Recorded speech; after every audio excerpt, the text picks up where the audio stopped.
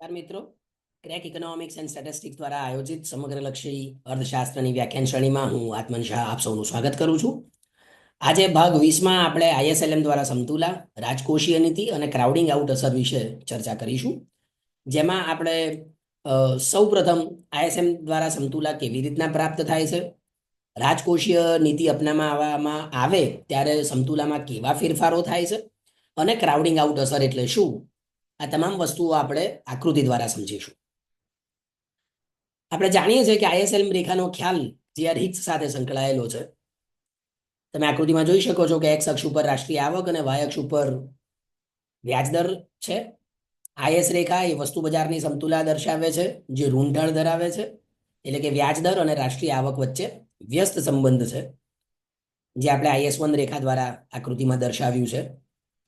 LM રેખા નાણાં બજારની સમતુલા દર્શાવે છે, જે ધંધાળ ધરાવે છે, એટલે કે વ્યાજદર અને રાષ્ટ્રીય આવક વચ્ચે સીધો સંબંધ છે, જે આપણે LM1 રેખા દ્વારા દર્શાવ્યું છે. હવે આપણે સમતુલા સમજીએ તો E1 એ સમતુલાનું બિંદુ છે, R1 એ સમતુલાનો વ્યાજદર છે અને Y1 એ રાષ્ટ્રીય આવક છે. તમે આકૃતિમાં જોઈ શકો છો કે E1 સમતુલાનું બિંદુ, R1 સમતુલાનો વ્યાજદર અને Y1 સમતુલાની રાષ્ટ્રીય આવક. આમ જ્યાં IS રેખા અને LM રેખા એકબીજાને છેદે ત્યાં સમતુલા સ્થપાય છે. ફરી એકવાર આકૃતિમાં R1 એ સમતુલાનો વ્યાજદર છે અને Y1 એ સમતુલાની રાષ્ટ્રીય આવક છે. હવે આપણે રાજકોષીય નીતિની શું અસર ઊભી થાય છે તે સમજીએ. તો રાજકોષીય નીતિ એટલે શું? તો કે ખર્ચ અને કરવેરામાં જે ફેરફારો થાય છે તે. હવે જ્યારે વિસ્તરણલક્ષી રાજકોષીય નીતિ હોય ત્યારે સરકારી ખર્ચ વધે છે. સરકારી ખર્ચ વધે એટલે કુલ માંગ વધે, અને કુલ માંગ વધે આથી IS રેખા જમણી બાજુ ખસે. આપણે IS રેખાના સ્થાનમાં ક્યારે ફેરફારો થાય છે તે IS રેખાનો જે વિડીયો છે તેમાં સમજ્યા છે.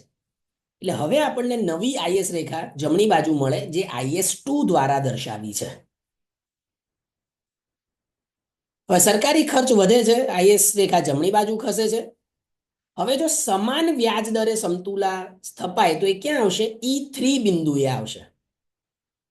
તમે ત્યાં જોઈ શકો છો કે વ્યાજદરમાં ફેરફાર થયો નથી. વ્યાજદર R1 નો R1 છે, જ્યારે રાષ્ટ્રીય આવક Y1 થી વધીને Y3 થાય છે.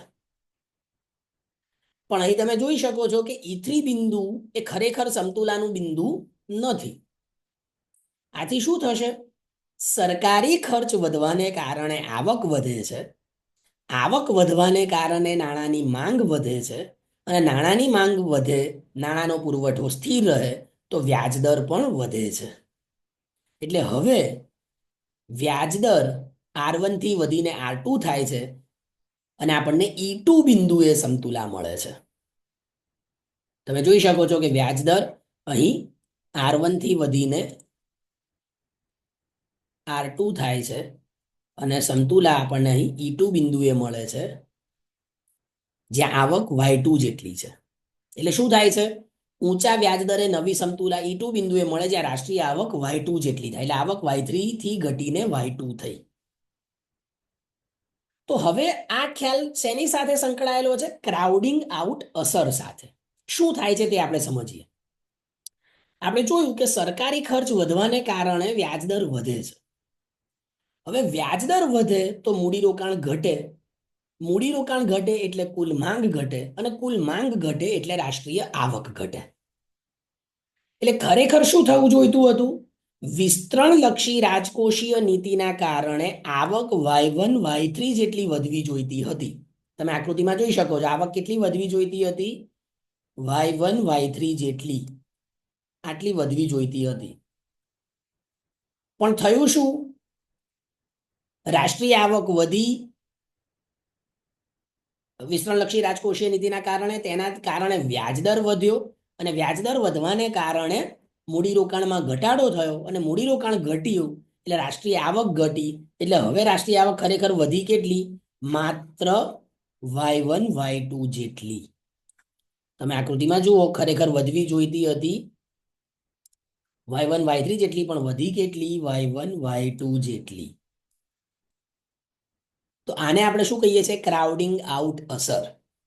વિસ્તરણલક્ષી રાજકોષીય નીતિ વ્યાજદરમાં વધારો કરે છે અને આથી ખાનગી મૂડીરોકાણ ઘટે છે, જેને ક્રાઉડિંગ આઉટ અસર કહેવાય છે. અને તેના કારણે રાષ્ટ્રીય આવકમાં ખરેખર જેટલો વધારો થવો જોઈએ તેટલો વધારો થતો નથી. હવે એલએમ રેખાનો જે ઢાળ છે એ ક્રાઉડિંગ આઉટ અસરની તીવ્રતા નક્કી કરે છે. તમે આકૃતિમાં જોઈ શકો છો ફરી. LM1 રેખા, IS1 રેખા બંને એકબીજાને છેદે ત્યાં સમતુલા સ્થપાય એટલે E1 સમતુલાનું બિંદુ અને R1 સમતુલાનો વ્યાજ દર. હવે રાજકોષીય વિસ્તરણલક્ષી રાજકોષીય નીતિના કારણે નવી IS રેખા આપણને જમણી બાજુ મળે, જે IS2 દ્વારા દર્શાવી છે. નવું સમતુલાનું બિંદુ E2 અને નવો વ્યાજ દર R2. હવે આપણે એક નવી LM રેખા દોરીએ, LM2.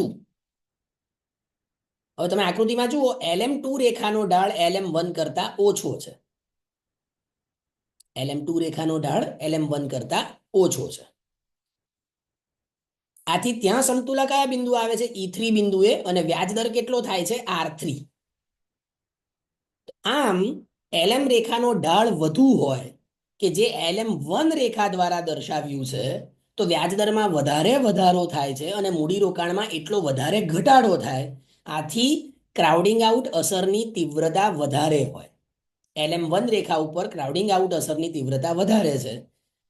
LM રેખાનો ઢાળ ઓછો, જે LM2 રેખા દ્વારા દર્શાવ્યું છે, તો વ્યાજદરમાં ઓછો ફેરફાર થાય. તમે જુઓ, R1 R3 જેટલો જ ફેરફાર થાય છે અને આથી મૂડીરોકાણમાં એટલો ઓછો ઘટાડો થાય. આથી COની એટલે કે ક્રાઉડિંગ આઉટ અસરની તીવ્રતા ઓછી હોય. તો જેમ LM રેખાનો ઢાળ વધુ તેમ ક્રાઉડિંગ આઉટ અસરની તીવ્રતા વધુ, જેમ LM રેખાનો ઢાળ ઓછો ક્રાઉડિંગ આઉટ અસરની તીવ્રતા ઓછી. હવે આપણે બે એક્સ્ટ્રીમ કેસીસ, અંતિમ કિસ્સાઓ જોઈએ, પ્રવાહિતા જાળું અને CO અસર. તો પ્રવાહિતા જાળું એટલે શું? તો કે નાણાંની માંગ વ્યાજદરના સંદર્ભમાં સંપૂર્ણ સાપેક્ષ છે. અને આથી આપણને LM રેખા કેવી મળે છે? આડી ધરી, હોરિઝોન્ટલ લાઈન, X અક્ષને સમાંતર. IS1 રેખા અને LM1 રેખા એકબીજાને E1 બિંદુએ છેદે, જ્યાં સમતુલાનો વ્યાજદર R1 અને સમતુલાની રાષ્ટ્રીય આવક Y1 છે. હવે સરકારી ખર્ચ વધે તો IS રેખા જમણી બાજુ ખસે છે. આથી આપણને નવી IS રેખા IS2 મળે, સમતુલાનું બિંદુ E2, સમતુલાની આવક Y2. તો અહીં તમે જોઈ શકો છો કે વ્યાજ દરમાં કોઈ જ ફેરફાર થયો નથી. જો વ્યાજદરમાં કોઈ ફેરફાર નહીં થાય તો મૂડીરોકાણ ઘટશે જ નહીં, અને આથી આ કિસ્સામાં ક્રાઉડિંગ આઉટ અસર જોવા મળતી નથી. એટલે કે જ્યારે LM રેખા આડી ધરી હોય, એટલે કે હોરિઝોન્ટલ લાઈન હોય, ત્યારે ક્રાઉડિંગ આઉટ અસર જોવા મળતી નથી, જેને આપણે પ્રવાહિતા જાળું કહીએ છીએ. પ્રશિષ્ટ કિસ્સામાં ક્રાઉડિંગ આઉટ અસર કેવી હોય છે? તો પ્રશિષ્ટ કિસ્સો એટલે શું? તો ક્લાસિકલ કેસમાં શું કહેવાય છે? નાણાંની માંગ વ્યાજદરના સંદર્ભમાં સંપૂર્ણ અનપેક્ષ છે. એટલે LM રેખા આપણને કેવી મળે છે? Vertical, LM1. તમે આકૃતિમાં જોઈ શકો છો. IS1 રેખા અને LM1 રેખા એકબીજાને E1 બિંદુએ છેદે, જ્યાં સમતુલાનો વ્યાજદર R1. સરકારી ખર્ચ વધે, આથી IS રેખા જમણી બાજુ ખસે, એટલે આપણને IS2 રેખા મળે, નવું સમતુલાનું બિંદુ E2 અને નવો વ્યાજદર R2. હવે આ કિસ્સામાં શું થાય છે?